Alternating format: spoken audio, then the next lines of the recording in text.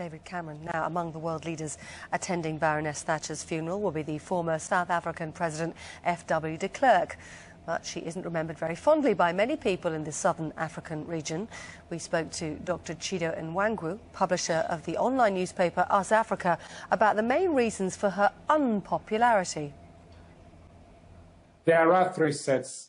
The first is her policies, the second is her attitude, the third one reflects the legacy that followed there from the two. The first one, as you know, she was very opposed to the nationalist movements in South Africa, in Southern Africa, in then Rhodesia, in Zimbabwe, in Angola, and her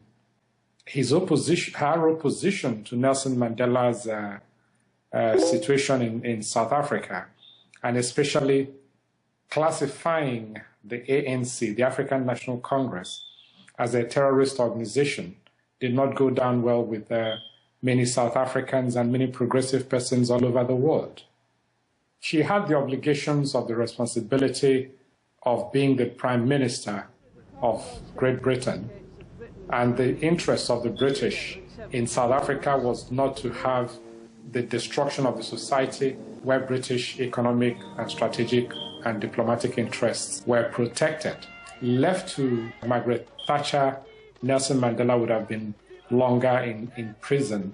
The level of inhumanity, the isolation, and the methodical wickedness of trying to break the man's spirit, which failed woefully, reflect not good judgment on the part of the likes of Margaret Thatcher, who wanted what she called constructive engagement, which was more a destructive engagement. It will not be charitable to say that she did not play valuable roles when it became very obvious to her that the only way forward was to move forward with the wind of change, with the trajectory of history, with the dynamism and the resolve of South Africans and other progressive persons to dismantle apartheid and enthrone a multiracial society.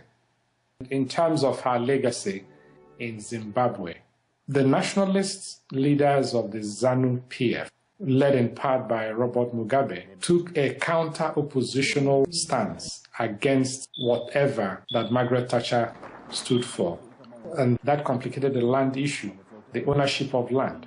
So it's less than a mixed bag. On a scale of positive impact of 1 to 10, we'll give Margaret Thatcher 3.